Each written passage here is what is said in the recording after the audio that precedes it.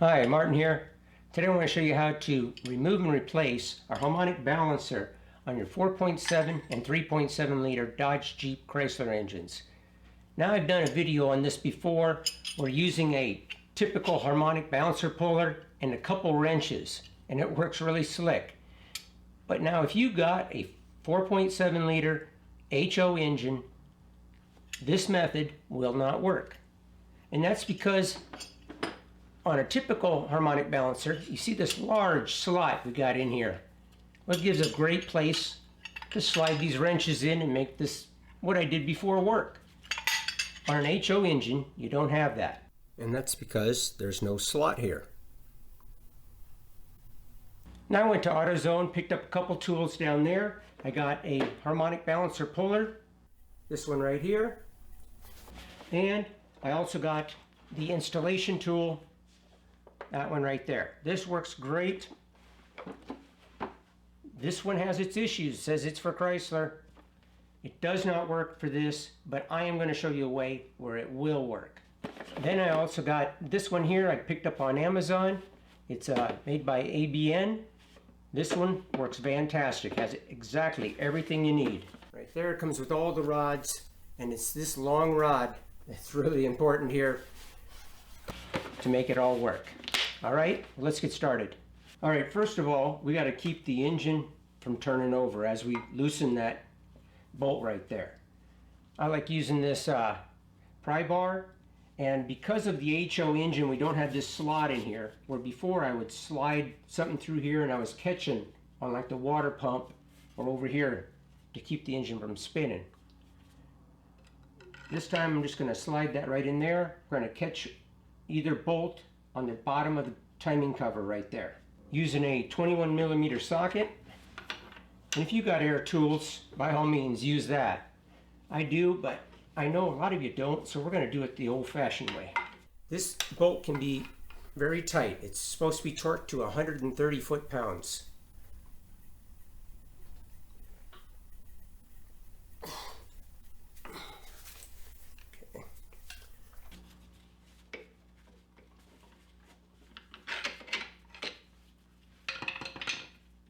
Now first we're going to use the one that I got from AutoZone, made by OEM. Alright, now this is the longest rod that they give you with the harmonic balancer puller. And if you insert it in there, you're going to see that there's only like 3/4 of an inch that stick out. Well, in this piece that I made, I mean, there's that much that goes inside of this. So there's no way that that is long enough. Alright, now what I've done is I've taken a 6-inch 3/8 drive extension. That's going to go in here. And then you take a 5/16 diameter bolt, cut the head off, round off the ends, and you get something that looks like that. And I like to apply a small amount of grease to all the ends here. Put that in there. Now take these 3 jaws right here, are going to grab a hold of, and then you got these 3 bumps right here on the harmonic balancer. That's where these jaws are clamping to. I'm going to want to run this back quite a ways.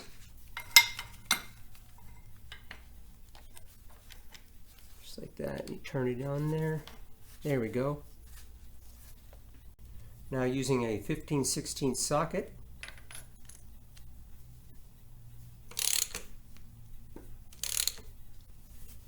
and out of all the ones I have pulled off, they generally don't give you too much problem. You may get like a pop noise when you first start, but that's all good. There we go. All right, got it off of there. Okay, I'll show you a comparison between the two. As you can see, the huge slots there in between the pulley and the harmonic balancer itself, where there's pretty much no space at all there. This is definitely considerably heavier. Alright, when it comes to the ABN puller, one thing I really like about it, it comes with a couple more rods than the other one. And it comes with the Nice long one that we need. No modification is required. All right, same as before, but apply some grease on each end of the rod. Insert it in there.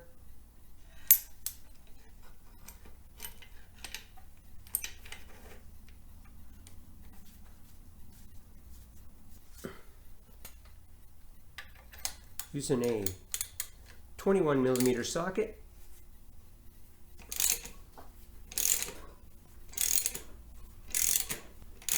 This is really the way to go. And then this also does work on other vehicles, Cadillac, GM products as well.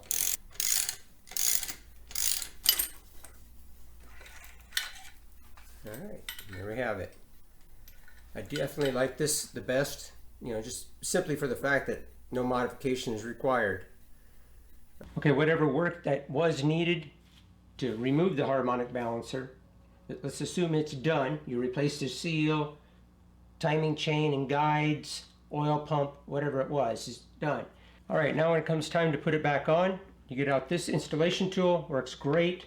You're going to use what they refer to as Part E, it's the bearing and hub assembly, and Part B, this longer shaft right here. All right, then apply a small amount of grease on the sealed surface of the harmonic balancer, a little bit on the shaft, and then line up your keyways, your keyway here with the key on the shaft.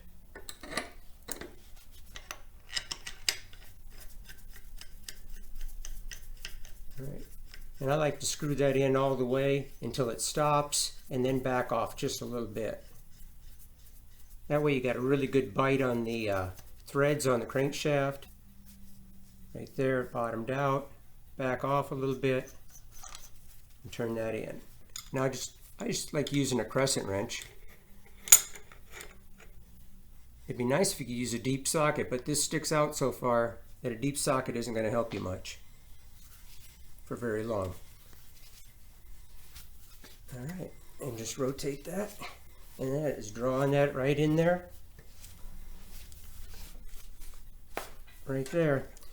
You can tell when it's you know, turning the engine over, it's generally bottomed out, and you don't need to take it any tighter than that.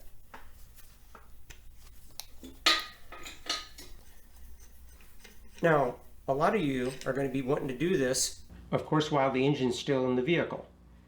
This can be a little long if you're still going to leave your radiator in, and especially if you're going to leave your cooling fan in. Like if you got a hydraulic driven cooling fan, you only got 2 3/4 inches between the harmonic balancer and the fan.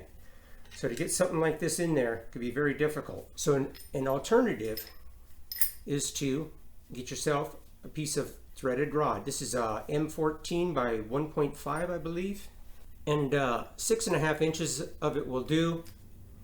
You get a couple washers and one nut, and then you can do the same thing. Screwing this in there and then tightening this nut, and it'll draw it in. And this will work really good in limited space, and it is long enough to, you know, get a good bite on the threads. Screw that in as far as you possibly can. All right, using a 22mm socket.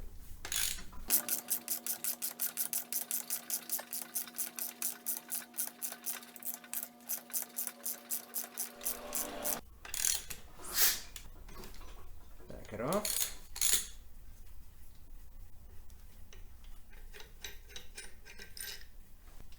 I like this way. This is nice, especially if this is something you're going to do more than once.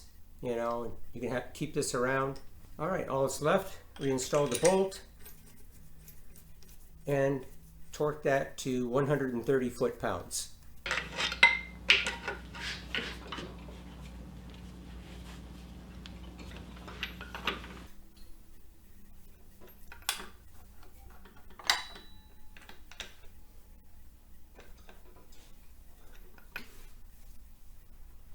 All right, got my torque wrench here, right there.